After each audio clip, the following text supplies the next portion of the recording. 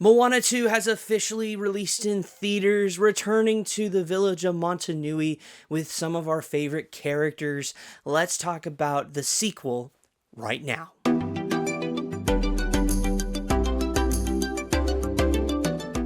Hey friends, welcome to the Disney Pastor. I am your host Tim. I talk all things Disney, which includes Walt Disney Animation. I'm going to talk about the good, the average, and the bad of Moana 2, give you my overall thoughts, final rating. Without further ado, let's dive in. Ooh, that's good. First things first, we have to talk about the characters. Maui, Moana, these characters are beloved. Ever since the first movie came out, these have been very, very popular characters, and we get to interact with these characters once again.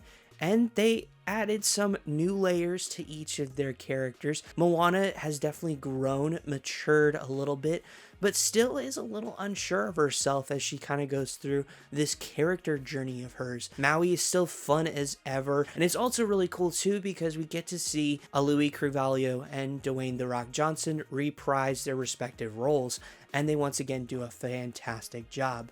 We also get introduced to a few new characters throughout the film. A standout here is going to be Samea, who is Moana's younger sister. She's adorable and cute and someone that we get to know and love a ton. We also in this film get introduced to Kele, Loto, and Moni. All three of these are definitely some unique characters with their own unique talents. Kele's a farmer. Loto is, of course, a kind of engineering expert, designing canoes and things of that sort. And Moni is quite the storyteller. All three of these help along in the journey, and they're pretty fun characters. As I've said very frequently with any sort of Walt Disney animated movie, the animation here is fantastic. We have the same liveliness and use of colors that we do see in the first Moana, and that's carried over in this film. Plus, on top of that, a lot more neon in this version of the film than we did see in the first one. More purples, violets, some pinks, rather than, of course, the different types of greens that we saw in the last film. Still vibrant water, it still looks amazing. Another thing I liked is some of the songs. Now we'll get to one in particular here in a second, but for the most part, I really enjoy the songs. Beyond is definitely a successor to How Far I'll Go. Not as memorable or as catchy as that song, but it is still a very solid song indeed. Finally, We're Back Who We're Meant to Be is another solid song. That was one at the beginning. Actually, we got a preview of this at D23 back in August, and it was a pretty cool song then, and it still is a pretty cool song now. And then, of course, another standout here, in my personal opinion, is Can I Get a Chihu, which is the new Maui song. The chorus, I think, is honestly really solid, and the wordplay is done very nicely. Overall, these are solid songs. I wouldn't say it's up to the standard of Lin-Manuel Miranda's writing in the first film, but it is definitely a solid step forward. The other thing here is the story. I think it does a good job. Obviously, this was supposed to be a 3-part series. This wasn't supposed to be a film, but Disney decided to make it a film because Moana is super duper popular, and honestly it could earn them a lot of money in the box office, which I have no doubt this film will do for Disney. There are a few things here that I will say aren't the greatest, and I'll talk about that a little bit later on in this review. But for the most part, it's a solid story. It's about Moana finding more people, finding and reuniting them, bringing them together, and I think is a nice progression forward for her character and for the Moana universe we're set in. Something good, something bad, a bit of both. I have to go with the villain song. Mantangi is the newest kind of villain, and I'm putting her in quotation marks because I'll talk about her a little bit later on. But the song here, in and of itself, is a solid song. The music's solid, the lyrics are solid, but does it fit a Moana story? No. Does it make sense? Kinda? It's not really a villain song, if I'm being honest. It very much feels like, hey, we're just gonna add a song to move us forward rather than add any sort of new character development. And she does get that, of course, later on in the story, where the song does play into what Moana does at the end. I feel like this could be better. It's not the best song by any means on this list.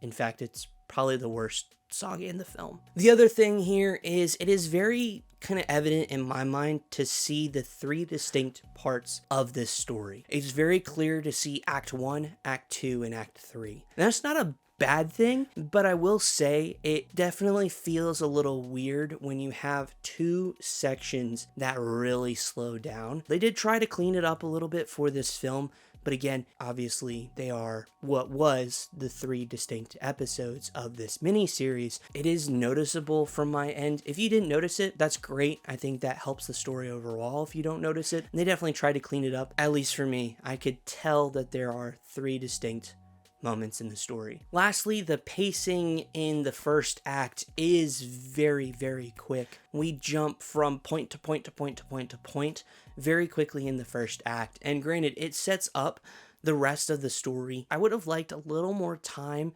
really diving into just some of the characters and also just some of the relationship dynamics. I mean, more of Moana and Samea. We did get a good amount in the beginning there, but we go to like, hey, they're back and reunited, to holy crap, Moana now has to leave again. And it's like a little bit of time would have been nice, I think. I have a really bad feeling about this. I have to say the villain here, and it disappoints me so much to put this here. Granted, I will say this, Te Kā in Moana isn't the greatest villain, and I'll talk about that when I review the film at some point in 2025. I was hoping that Disney villains would have a resurgence once again. We've not had a really great villain in a very long time, but that didn't happen. I mean, her character seemed menacing in the beginning. I'm like, ooh, it's very intriguing, and bats and all this stuff. I wonder where we could go with this character. And then she kind of becomes this side piece of, hey, I'm gonna help you guys out because the big man upstairs, you know, I don't like him, so there we go. And that's not the direction I thought I was going to go. I thought she was much more of a big menacing presence than she actually was.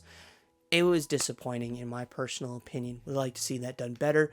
That being said, there is a post-credit scene that does tie into more villainy potential. So if they want to make a third one, which depending on the box office of this one, they probably will, we could see some more potential there.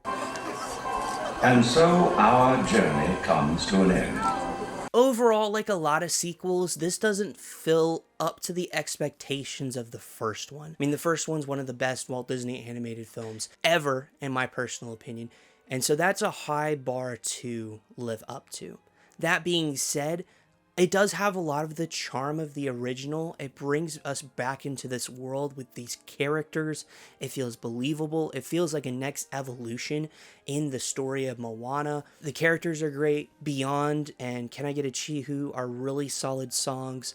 There is a lackluster villain that is disappointing, and there are a few things here where I wish could be done just a tad bit better to make it a little more cohesive, particularly in the first act, maybe a little less exposition, but that's just me.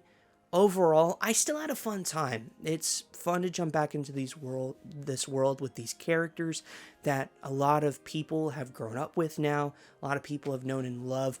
This is definitely going to be a great family film, and I'm very happy to say it's a solid one. Overall, I give it an 8.4 out of 10 with a B+. Like I said, I enjoyed this one. I think it has some really solid moments. Some moments where it doesn't necessarily work for me, but overall, it's an enjoyable time with some enjoyable characters. This is a fun family film. So let me know your thoughts down in the comments below. What do you think of Moana 2? Do you like it? Do you not like it? Let's chat all things Moana 2 down in the comments below. If you enjoyed this video, please get a big thumbs up. I greatly appreciate it. Helps me know what you like, what you don't like. And if you're new around here, I want to say a very special welcome to you. Be sure to subscribe down below and hit the bell to be notified for more videos just like this one. Thank you so much for taking time out of your day to spend time with me. I truly appreciate it. I look forward to seeing you all in the next video. Hope you guys have a wonderful day. Goodbye.